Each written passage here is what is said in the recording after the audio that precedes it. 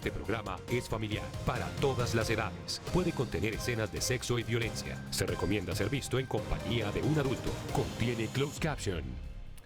Muy buenas noches y bienvenidos a las noticias. Hoy vuelve a estar en el centro de la polémica en el país el tema del aborto. Después de que se conocieran algunos detalles de la ponencia radicada por el magistrado Alejandro Linares, en la que propone despenalizar el aborto antes de las 16 semanas de gestación sin ningún tipo de causal, las voces a favor y en contra no se han hecho esperar. Hasta el presidente Duque se refirió a este asunto. También seguimos muy atentos, Mauricio, con las buenas noches, a lo que está pasando con los colombianos que están allí en Wuhan confinados por este tema del coronavirus. ¿Se materializa ya ese proceso de repatriación? Mejor dicho, ¿esto ya es una realidad? Pues aparentemente sí, Paula. Ha habido muchas críticas, ustedes lo saben, los hemos discutido en este noticiero, por la tardanza del gobierno colombiano para finalmente mandar un avión y unas autoridades para traer a los colombianos que están en Wuhan. Pues ya se sabe cuál es el avión, se llama el avión Júpiter, ya lo están alistando, esterilizando, organizando para que pueda traer debidamente separados a los colombianos que están allá, y a la tripulación la están preparando especialmente alrededor de esta enfermedad. Vamos a ver los detalles. El expresidente Ernesto Samper habló con nuestro director Giovanni Celis un día antes de su presentación ante la Comisión de la Verdad. En la charla no hubo temas vedados, la tendremos para ustedes más adelante. Y en deportes, señor Carlos Salas, hablemos de la Champions y de la jornada de hoy. Pues Pablo, una jornada hoy también nos ha dejado sorpresas, la de ayer también nos dejó sorpresas, hoy también sobre todo esa derrota del Tottenham de Mourinho y de Davinson, que hoy sí que fue titular, pues esa derrota contra el Leipzig, nadie la esperábamos. Del otro lado, la goleada del Atalanta, sabíamos que iba a ser un partido parejo, no sabíamos que iba a ser este partido en el que el Atalanta iba a golear al Valencia, hay que ver lo que hacen en la vuelta. Lo único malo que por lo menos los dos colombianos del Atalanta hoy fueron suplentes, pero les tenemos todos los goles de la Champions en unos minutos.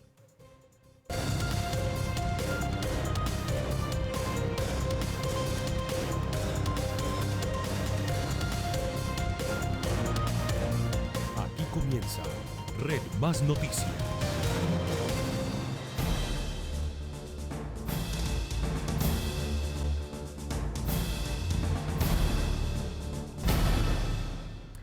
Como ya lo adelantábamos, polémica ha causado la ponencia de la Corte Constitucional sobre el futuro del aborto en Colombia.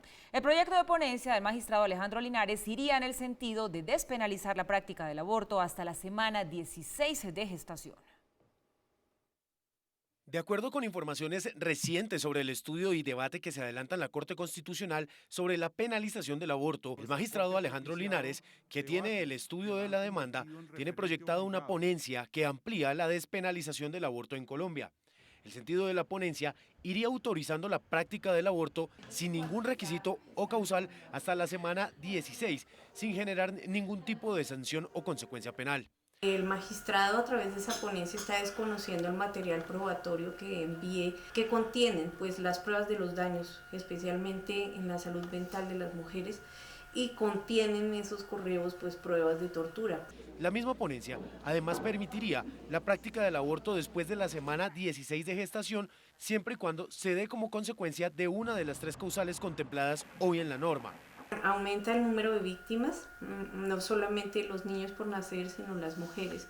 Aumenta el número de daños, va a provocar congestiones en los servicios de salud. De acuerdo con la norma vigente, solo se podrá abortar cuando exista una malformación fetal que haga inviable su vida extrauterina, cuando el embarazo sea el resultado de violencia sexual o cuando la continuación del embarazo constituya peligro para la vida o la salud de la mujer. Tras conocerse la ponencia del magistrado Linares, algunos ciudadanos salieron a las calles para rechazar la despenalización del aborto hasta las 16 semanas y desde el Centro Democrático se anunció que se va a impulsar un referendo pro vida. Con pancartas, arengas ¡Anulen la sentencia! Y hasta oraciones. Jesús, José y María, salva a los no nacidos. Ciudadanos le pidieron a la Corte Constitucional no legalizar el aborto. Definitivamente hay que decirle sí a la vida porque es un cuerpito que se está formando. Madres, padres, niños, jóvenes, personas de la tercera edad y hasta mujeres gestantes participaron del plantón. ¡Déjalo latir! ¡Déjalo latir! Tengo mi bebé por nacer y creo que debemos de verdad ser la voz, como dice la concejal, de los que no tienen voz. algunos congresistas se sumaron a la manifestación y anunciaron que recurrirán a las urnas. Nos vamos a unir para sacar adelante un referendo de defensa de la vida, decirle no a la despenalización del aborto. Todos los poderes públicos nos veamos forzados a seguir la voz del pueblo y no la voz de unos magistrados que a puerta cerrada están tomando decisiones a espaldas del país. En otras ciudades del país también se realizaron plantones pro vida. Y también sobre esta posibilidad de que la Corte permita el aborto en los 13 primeros meses de gestación, el presidente Duque se pronunció en Cartagena.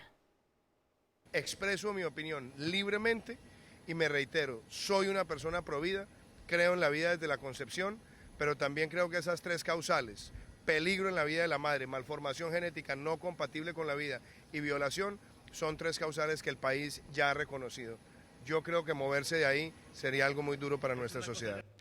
Bueno, volvemos sobre esta polémica, el tema del aborto, Mauricio, aquí en Colombia. Realmente lo que plantea esta ponencia del magistrado Linares es realmente revolucionario para un país como Colombia, ¿no?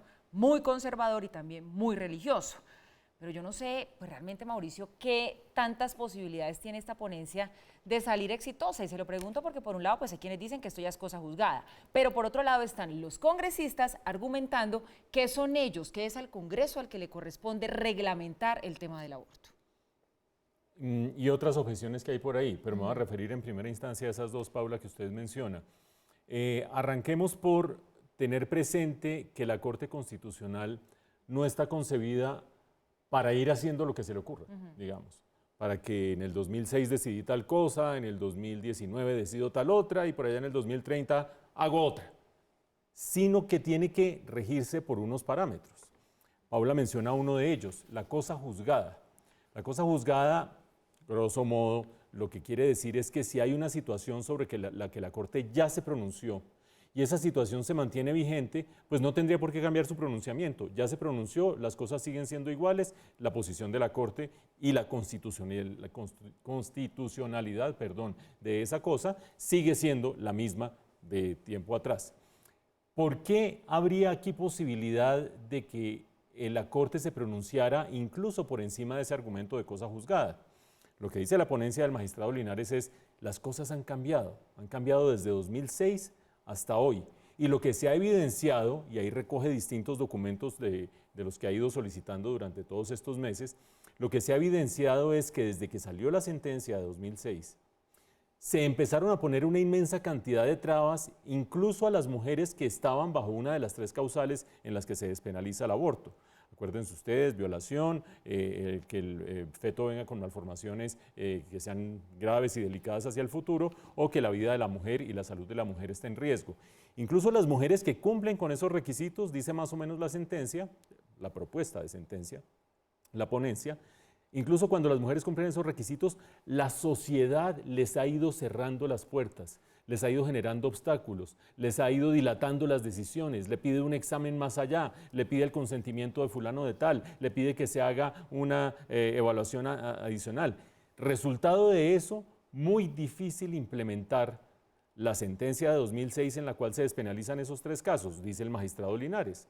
Por lo tanto, dice la ponencia, para evitar que se sigan dando esos obstáculos que están limitando el derecho que está tratando de proteger la Corte Constitucional con la sentencia de 2006, pues lo que proponemos es, durante 16 semanas no se aplica ninguna causal en particular, sino que es decisión de la mujer si quiere o no abortar, y si quiere abortar tendría libertad total hasta el año 2016, despenalizado por completo, y de allí en adelante sí se aplicarían las 3 causales, que son las que hoy se aplican incluso hasta la semana, hasta el mes octavo, ustedes lo han visto en los casos más recientes.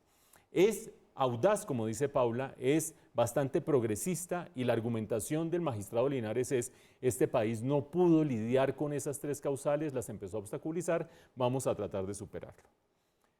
Dicen, por lo tanto, las contrapartes, ustedes ven algunos de ellos en este momento protestando en las imágenes que estamos viendo allí. Ojo, que la Corte Constitucional aquí no puede legislar. Aquí el que legisla es el Congreso, el otro comentario de Paula. El que legisla es el Congreso y la Corte se está tomando unas atribuciones que no tiene al legislar. Entre otras cosas, la Corte y la opinión pública ha de recordar que el Congreso ha fallado no 1, ni 2, ni 3, 15 veces en sacar adelante algún proyecto reglamentando el aborto. ¿Por qué arranca, debate, discute y se hunde? 1, 2, 3, 15 veces.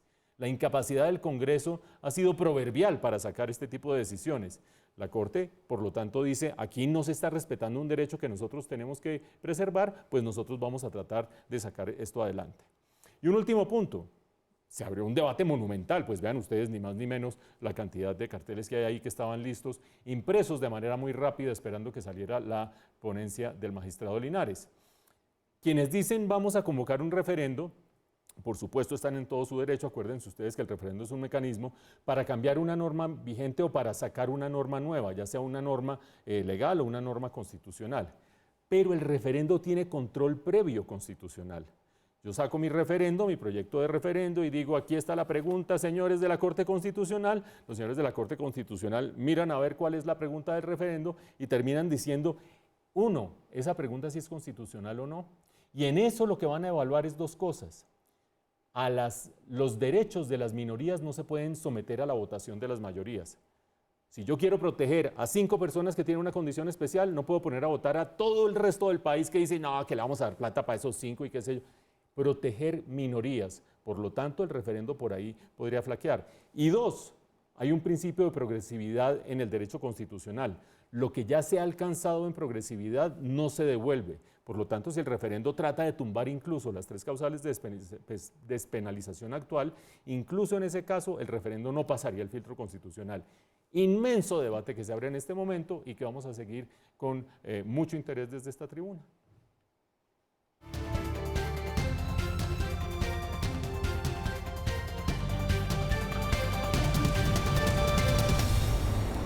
Tema coronavirus al que le hacemos seguimiento diario. La Fuerza Aérea tiene ya todo listo para recoger este sábado a los 14 colombianos que se encuentran aislados en Wuhan, en China, epicentro del COVID-19.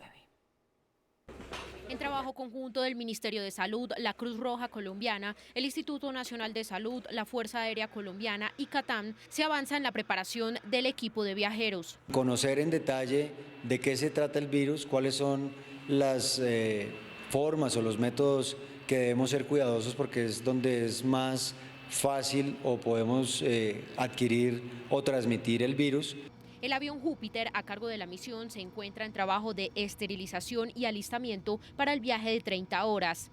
Se espera que esté en el país asiático por 4 horas. Antes del abordaje de los colombianos, se verificará a detalle su estado de salud para evitar alertas. Nos dieron la capacitación del uso de unos trajes especiales para el momento en que estemos en Wuhan. Una vez lleguen al suelo colombiano, los connacionales y la tripulación a bordo deberán someterse a controles médicos y pasar varios días en cuarentena. A través de un video que circula en redes sociales, un oficial del Ejército denunció presuntas irregularidades en la inteligencia militar. La institución afirmó que se encuentra investigando la situación. Él es el teniente coronel Álvaro Amortegui Gallego, oficial del Ejército y orgánico al Comando Conjunto número 2 en Cali. Afirmó que 2 años atrás denunció irregularidades en una unidad de inteligencia del Ejército. Solicitarle al señor presidente de la República y al ministro de la Defensa y al comandante general de las fuerzas militares se revise cómo se está empleando la inteligencia al interior de la fuerza, teniendo en cuenta que esta se viene utilizando de forma inadecuada por algunos señores generales. Afirmó sentir miedo por su vida. Terminen contra mí todo acto de intimidación ordenado por algunos señores generales y que están cumpliendo algunos agentes de inteligencia que no son dignos de estar en la institución. El comando de las fuerzas militares respondió a través de un comunicado. Asegura estar trabajando en la investigación de estas graves denuncias para tomar las medidas correspondientes. Red Más Noticias intentó contactar al coronel Amortegui, pero no obtuvimos respuesta. Esa denuncia, Mauricio, nueva denuncia que se suma a una larga lista de denuncias, como que ratifica una vez más esa necesidad urgente de aclarar y de forma transparente a la opinión pública muchas cosas del pasado y muchas cosas del presente de lo que supuestamente estaría pasando al interior del Ejército. Eso debe hacerse por el bien de la institución, pero también por el bien del país. Pero no solo dentro del Ejército, Paula. Hace apenas unas semanas estábamos registrando un enfrentamiento entre el comandante de la policía y el inspector de la policía, también sobre el tema de cómo se usa la contrainteligencia y la inteligencia. Y si nosotros revisamos con un filtro más o menos riguroso de aquí para atrás, lo que hay es una división en las fuerzas militares de Colombia entre por lo menos dos grupos. Los grupos que venían de antes, que eran los grupos que propiciaban, apoyaban el proceso de paz, o por lo menos se plegaron a una política de proceso de paz, y los grupos nuevos que llegan y dicen, aquí yo encontré aquí todo el mundo dormido, aquí hay que despertar a todo el mundo, aquí están usando mal las cosas, aquí no sé qué, sí sé cuánto. Y no hay quien medie entre esas diferencias, eso es lo más grave, Paula. Primero, diferencias en la policía, ustedes recuerdan el general Ate Ortúa, por una parte el comandante de la policía, y el general Salamanca, inspector general, agarrados entre los dos, bueno, que se agarren, que no sé qué, reintégrelo, no lo mande de vacaciones. Hasta ahí hemos sabido, vamos a ver qué termina pasando. Ahora resulta que sale este general Amortegui y dice, ojo que la contrainteligencia y la inteligencia del ejército se están usando mal y se están usando para perseguir a personas que como yo no nos plegamos a las políticas espurias, y esto yo estoy parafraseando, pero no nos plegamos a esas políticas raras que están emitiendo algunos superiores dentro de la institución. Entonces uno dice, ¿creerle o no creerle? Pues yo, ¿qué voy a saber? Como diría Rigoberto Urán, ¿yo qué voy a saber? ¿Por qué? Porque aquí hay de largo y de ancho. Si uno mira con atención la declaración del general Amortegui, él dice, nos están persiguiendo a personas como yo, qué sé yo, yo no soy narcotraficante, yo no soy traficante de armas, yo no soy delincuente, yo no soy... Y hay gente que dice, es que se viene una investigación interna en la que lo terminan acusando de ello. Por lo tanto, podría ser una estrategia defensiva en la que él se está curando en salud frente a esa investigación. ¿Será sólida o no será sólida la investigación? Ahí tiene que entrar un tercero, un superior, alguien que ponga como fiel de la balanza para ver si le cree uno al uno o al otro, si le cree a Salamanca o si le cree a Amortegui, si le cree a quien sea. Ustedes saben que están divididos por todos lados. Pero dos, hay una cosa muy interesante en las declaraciones del general Amortegui. Él dice en algún pasaje, se equivoca el expresidente Uribe cuando convierte en héroe al general Mario Montoya. No es ningún acto heroico el andar matando bobos y locos en los pueblos para hacerlos pasar por guerrilleros. Huepa, mejor dicho, una declaración que termina incriminando de manera muy directa al general Montoya en el caso en el que está siendo investigado, que es el de falsos positivos, y termina oficiando casi que él como testigo muy claro en ese frente. De manera que agarren ustedes esta declaración, véanle los bemoles, y hay que esperar, eso sí, que venga una autoridad de más arriba y trate de limar asperezas en todas las divisiones que hay en las Fuerzas Armadas de Colombia, porque si no, no vamos a llegar muy lejos. A partir del 1 de marzo, los usuarios del sistema de salud podrían despedirse de los largos trámites y filas para la solicitud de tratamientos médicos y el reclamo de medicamentos. El Ministerio de Salud anunció que se acabarán los recobros de la EPS.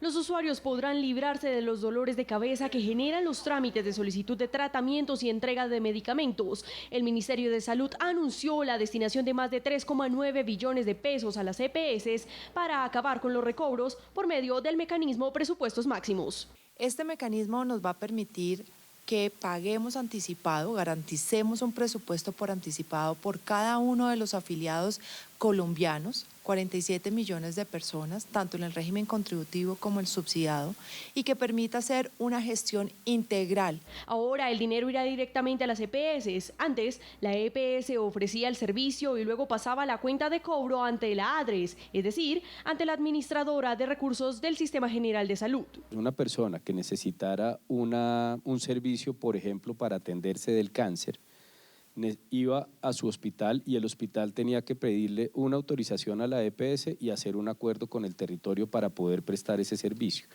Ese es un esquema que fragmentaba la atención en el momento en que la persona lo necesitaba. Hoy usted solo va a tener que ir a su EPS y la EPS se va a encargar de darle integralmente toda la atención que requiera, sin importar de dónde vengan los recursos. Pero, ¿qué tan eficiente puede ser este mecanismo? Es una ayuda para el sistema de salud toda vez que se va a eliminar ese crecimiento exponencial de los recobros hacia lo que hoy no está incluido en la UPC. Sin embargo, como gremio tenemos tres grandes preocupaciones y es una, lo que tiene que ver con la distribución generada en el régimen contributivo y subsidiado. En el segundo lugar, y nuestra preocupación es que al generarse techos, pues pueden existir barreras de acceso que van a afectar en últimos al usuario.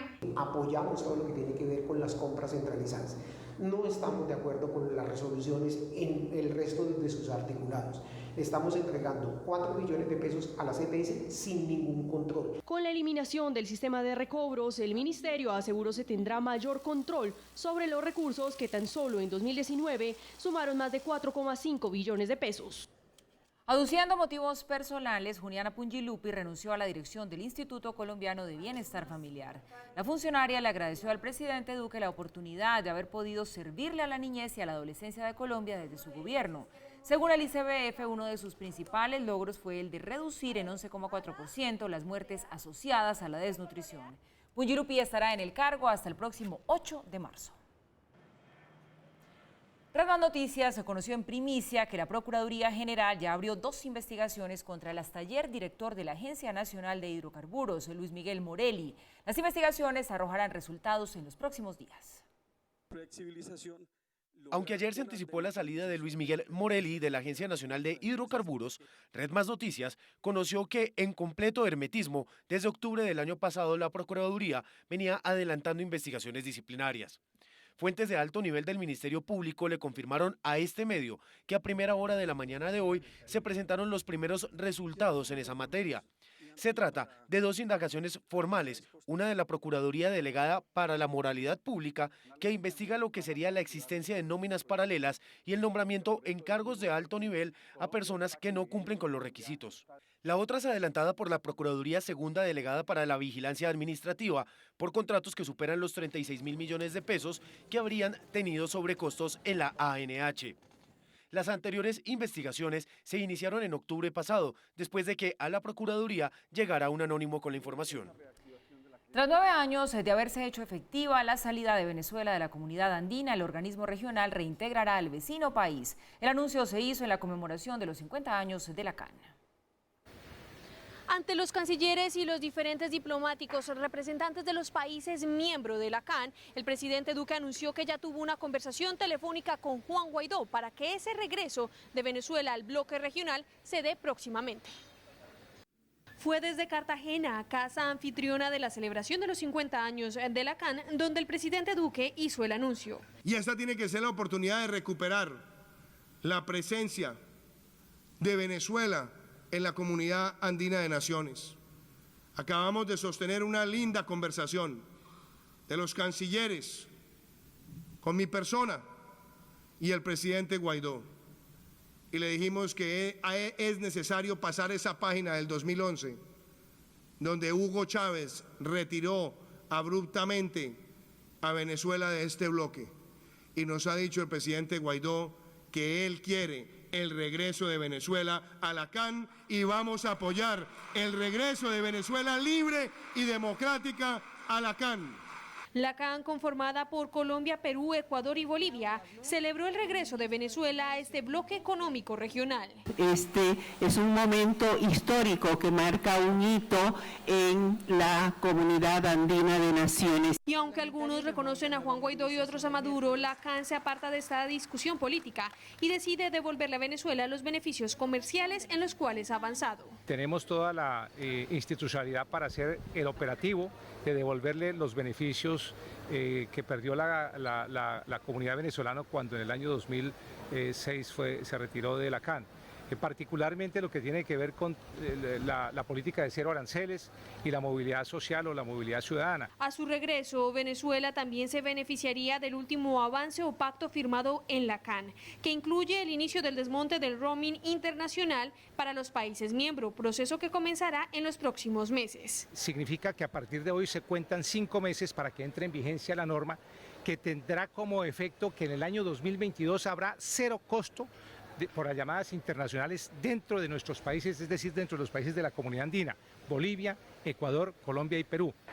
Próximamente la CAN va a anunciar cuál va a ser el mecanismo logístico para que Venezuela regrese a este bloque regional y se haga beneficiaria de los avances que ha adelantado durante 5 décadas de existencia. Desde Cartagena, con la cámara de Gustavo Aldana, Paula Ardila, Red Más Noticias. Vecinos de Ciudad Salitre, esto es en el occidente de Bogotá, están alarmados por la presencia de una banda de apartamenteros que se movilizan en camionetas de alta gama.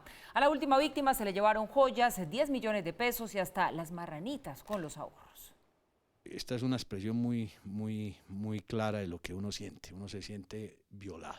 La frase es del abogado José Fernando Duarte, propietario de un apartamento en Ciudad Salitre, saqueado por un grupo de al menos 10 delincuentes que se transportaban en camionetas Toyota. Trae 2 acompañantes que recorren el sitio, la calle, están vigilando, tumban la reja que separa la calle de la urbanización, entran y rompen una reja parecida a la que tenemos acá. Ya adentro, 4 personas empiezan a buscar la caja fuerte, de la que sacan 10 millones de pesos. Se llevan también joyas avaluadas en cerca de 150 millones, pasaportes y otros objetos de valor. Al interior de los conjuntos residenciales necesariamente hay alguna especie de infiltración que nos está estudiando y analizando, porque no de otra manera pueden escoger a la víctima. La banda permaneció más de 40 minutos a sus anchas. Tuvieron tiempo incluso para incluir dentro del botín las alcancías de la familia del abogado.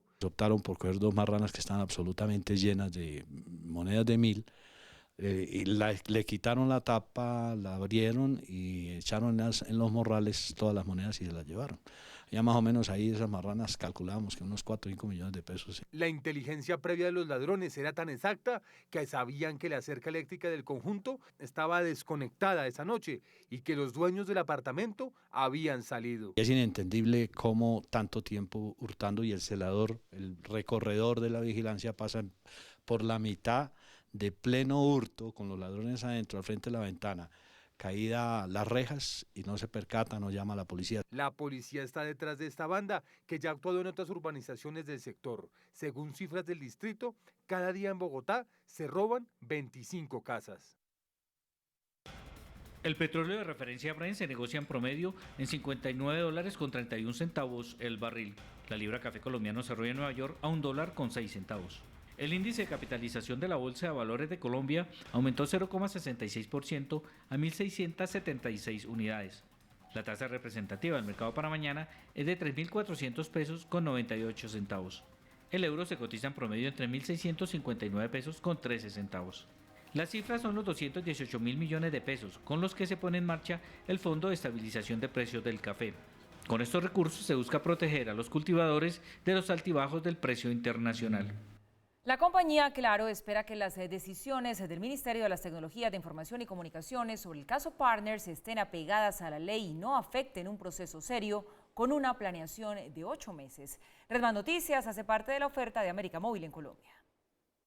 El Ministerio de la SIC debe decidir sobre la solicitud de Partners de renunciar a un bloque que le fue asignado en la subasta del espectro en diciembre pasado. Claro espera que lo haga conforme a la ley y recordó que se trata de un proceso serio con una planeación de 8 meses. Las reglas fueron claras y todos los participantes pudieron comentar en su momento. Debe mandar un mensaje de certidumbre jurídica, de tal forma que todos los participantes tengamos la confianza de hacer las inversiones sin que tengamos ninguna duda de que el proceso quede con una vulnerabilidad jurídica. Además, se realizaron simulaciones durante 2 días y se definió que todos los participantes estaban obligados a cumplir la totalidad de la oferta.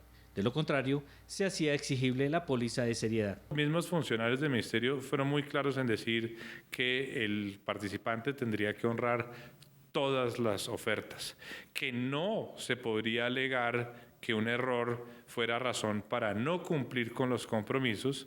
Solamente hay 2 alternativas: o se cumple con lo comprometido o al final estamos hablando de un incumplimiento al proceso de la subasta y debe retirarse todo el espectro y no parcialmente como se está solicitando, con un detalle, y es que había claramente una póliza de seriedad de la oferta y si no la cumplo tiene unas implicaciones y eso valía del orden de 42.000 millones de pesos. Quedó claro entonces que no se podía alegar un error para evitar cumplir con lo ofertado. Si no es así, dejará vulnerable un proceso y tendrá efectos negativos sobre futuras subastas. Debe ser ese mensaje de que todos los que participemos en esa subasta futura, pues tengamos un total apego a cumplir los compromisos que se hacen con el país como resultado de participar en las subastas. Se debe tener en cuenta que no se trata de una simple controversia empresarial. Esta subasta permitirá llevar a Internet a otras 3.658 localidades, la mayoría en el sector rural, que nunca han estado conectadas. De ese total, Claro lo hará a 1.348. el conflicto que vivió Colombia no era simplemente un enfrentamiento.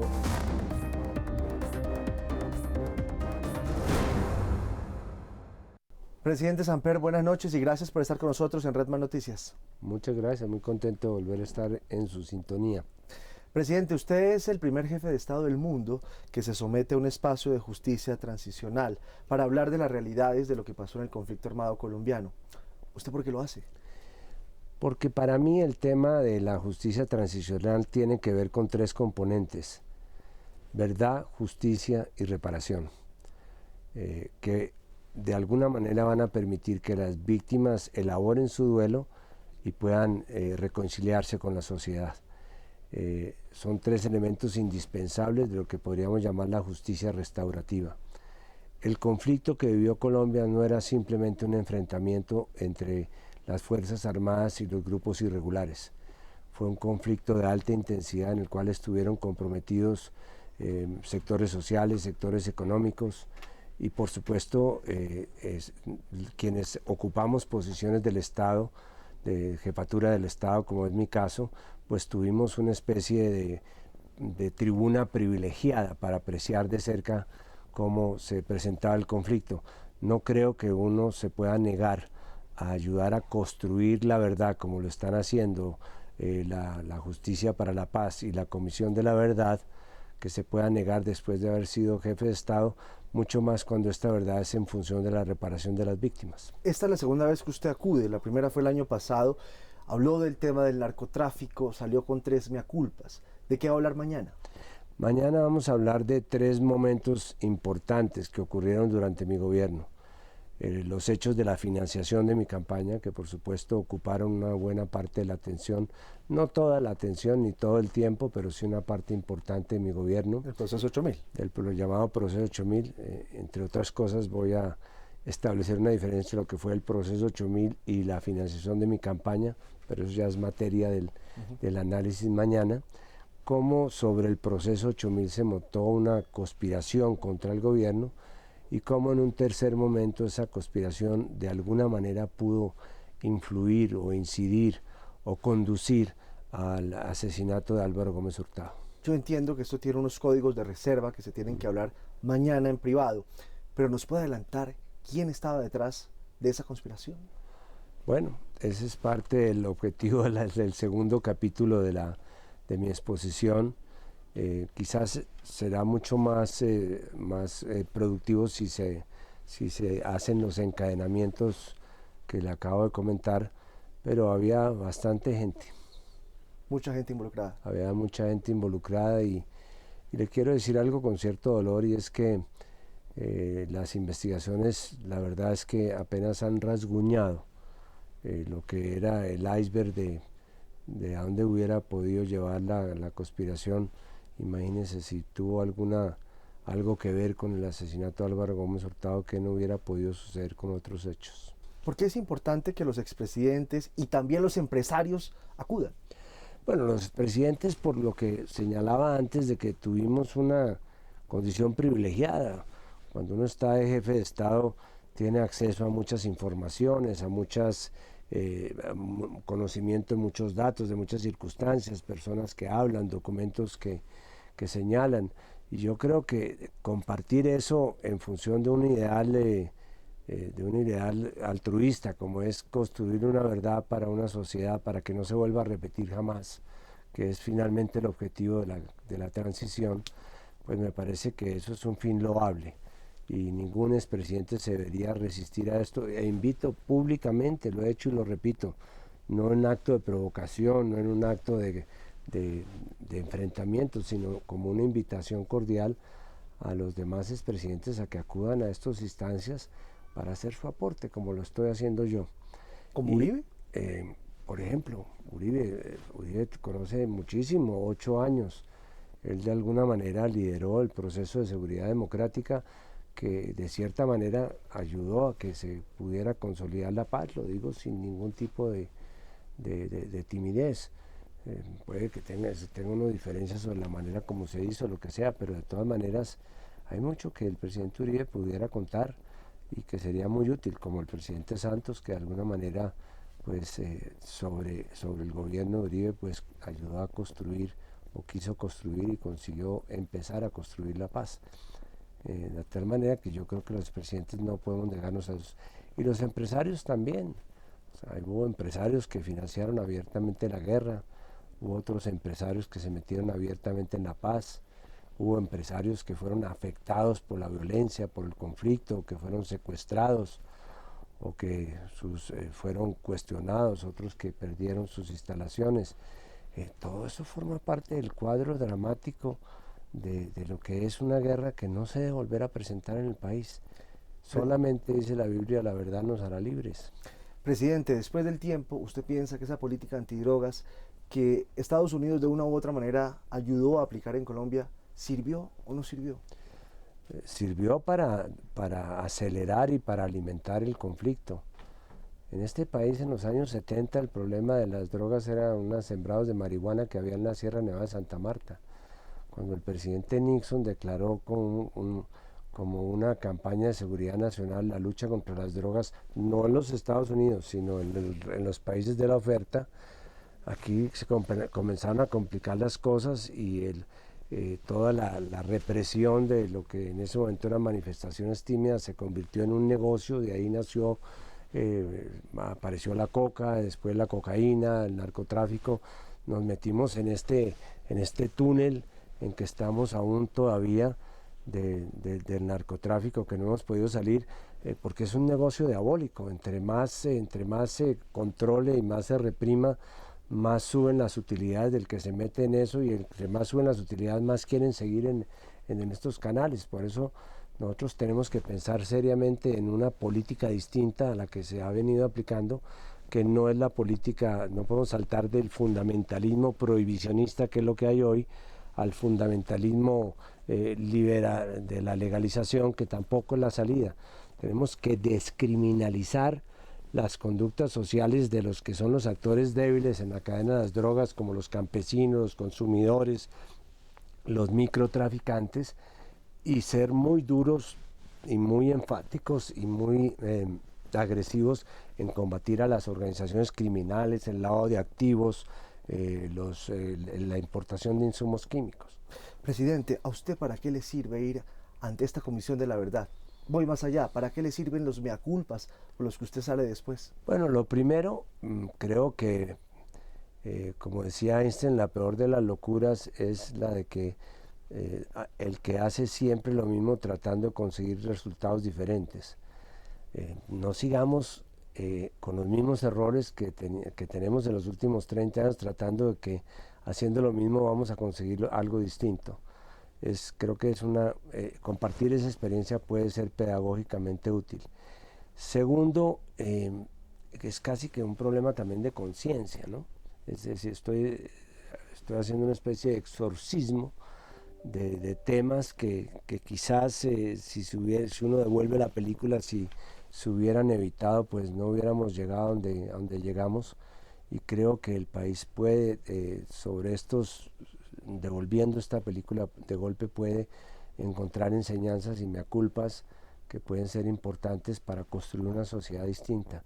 Y finalmente, pues es la primera vez que me refiero en 25 años, desde que terminó mi gobierno, terminaron muchos de estos hechos, es la primera vez que me refiero a ellos, porque creo que hay un espacio institucional, porque yo no vengo a polarizar, no vengo a denunciar, no vengo a incurrir en esta forma de hacer la política en Colombia, que es una especie de canoa de náufragos tratando de sobrevivir en medio de un océano de cosas absolutamente triviales, mientras que están matando los líderes sociales y la gente está reclamando las tierras y están persiguiendo a los defensores de los derechos humanos.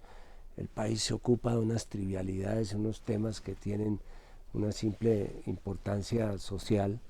Entonces yo creo que el país debe hacer una reflexión autocrítica de fondo sobre de dónde venimos y para dónde vamos, y espero que esto contribuya. Presidente, ¿usted cree que aprendimos de los errores del pasado o seguimos en lo mismo? ¿Cómo nos ve hoy? Bueno, yo creo que, digamos, si volvemos, digamos, al tema del narcotráfico, yo veo que por cuenta de los dineros de la droga y del el resucitamiento de los sectores paramilitares y de las disidencias de la guerrilla, se está produciendo una metástasis muy complicada del conflicto en algunas zonas del país, Maco, Catatumbo, el Chocó, y eso podría ser como una semilla para un reflorecimiento de un conflicto nacional. Me preocupa, no duermo con eso, me dan pesadillas de pensar que mis hijos o mis nietos dentro de unos años van a estar viviendo el mismo conflicto que nosotros vivimos. Yo fui víctima de la violencia, todavía tengo unos tiros adentro.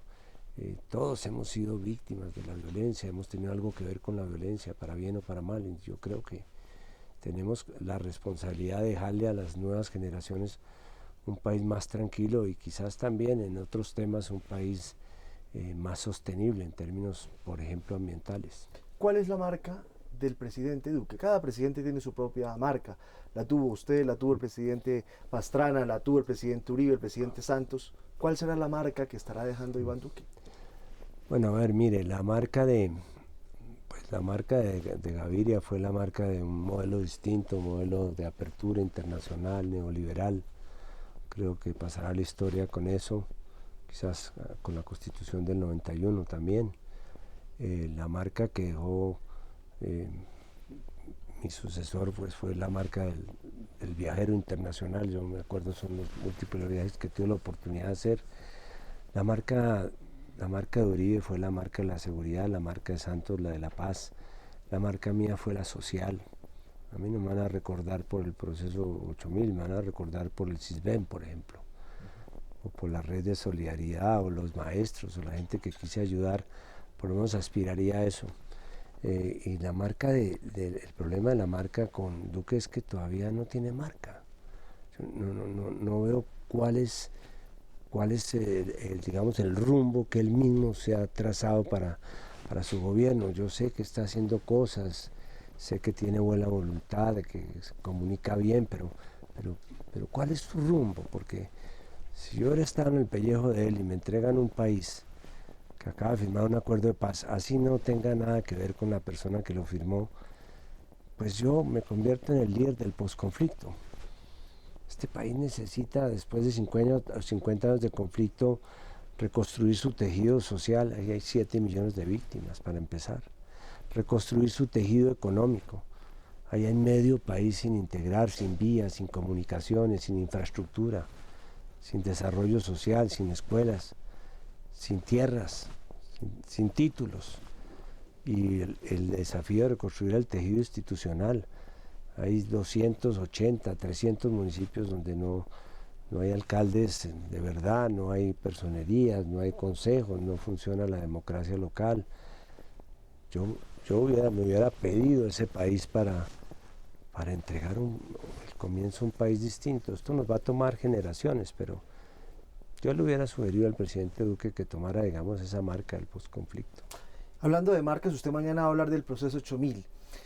¿Va a salir con algún mea culpa sobre el proceso 8000 mañana? Sí, seguramente. Yo creo que todos cometemos equivocaciones. La verdad es humilde. Es humilde porque uno simplemente cuenta lo que sintió, lo que vio, los conflictos que tuvo. Y en ese sentido, pues voy a hablar con absoluta franqueza de cómo viví yo ese proceso. Por eso quise que estuviera relacionado con otros hechos, porque no se trata de aislar solamente un hecho y tener un arquetipo y ubicar a los gobiernos solamente por unos arquetipos de sus problemas. Cada uno, así como hemos tenido marcas, hemos tenido problemas. Gaviria tuvo el problema de Pablo Escobar, Barco tuvo el problema del narcoterrorismo, a mí quizás me tocó el tema de la narcocorrupción. Uribe tuvo los problemas que están apareciendo sobre las violaciones de derechos humanos. Cada uno ha tenido sus tragedias, pero me parece que hablar sobre ellas y hablarlo no en un sentido de agresividad, de defensivo, me parece que eso le hace bien a la sociedad. ¿Y por qué hasta ahora habla, presidente? Esa es una buena razón. La primera, porque hasta ahora encontré un canal institucional en el cual tenga una confianza. Yo he hablado de estos temas judicialmente. Yo he acudido a las citas que me han hecho sobre todos estos temas para dar mi versión judicial. Pero esos esas versiones judiciales no han trascendido públicamente, quizás porque algunas están protegidas por la reserva del sumario o simplemente porque se abandonaron algunos de estos procesos inexplicablemente. Y pensé que tenía que buscar un escenario que no fuera un escenario, no fuera una gallera, un sitio de conflicto para poder expresar esto. Quizás también porque ya transcurridos tantos años, pues ya los ánimos están más decantados, la polarización ya no llega a los niveles que llegó en su momento, como estamos hoy alrededor de otros temas, y tal vez porque también, digamos, en el caso de Estados Unidos, que fue un actor importante en estos procesos, ya podemos ir a ver los papeles. Ya pasaron 20 años y según la ley de Estados Unidos podríamos tener acceso a ver cómo estaban interpretando aquí para allá lo que estaba sucediendo y si era justo lo que nos estaban haciendo. ¿Algún día conoceremos la verdad de todo esto, presidente? Pues este es un comienzo, por lo menos con lo que a mí respecta. Ahora, ayer me decía una periodista que estuvo muy involucrada en todo el debate en mi gobierno que era mi verdad. Me dijo, pues te voy a contar su verdad. Pues es lo mismo, es como si yo trato de contar su verdad, no siendo la mía, pues lo que voy a estar diciendo es mentiras. Así es que sí, voy a contar mi verdad. Y mi verdad incluye el derecho de todos a contar la suya, pero no como con un ánimo simplemente de extremar las posiciones, sino de acercarnos a una reconciliación. Presidente, muchas gracias. No, con mucho gusto. ¿Estás en el gimnasio y quieres saber las últimas noticias? ¿O estás esperando a alguien y te gana el aburrimiento? Conéctate a Red Más en todo momento. Es muy fácil. Ingresa a la app Claro Video desde tu celular. Abre el menú que se encuentra en la esquina superior izquierda. Deslízate hacia abajo y haz clic en TV en vivo. Sintoniza Red Más y listo. Ahora puedes disfrutar de todos nuestros contenidos cuando y donde quieras. Y lo mejor, no necesitas registrarte. Llegamos al final de esta emisión. A ustedes, como siempre, muchísimas gracias por su compañía. Mañana, recuerden, los esperamos a las 6 en punto de la mañana en esta primera emisión de Red Más Noticias para que empecemos la jornada bien informados. Por ahora, ustedes a descansar.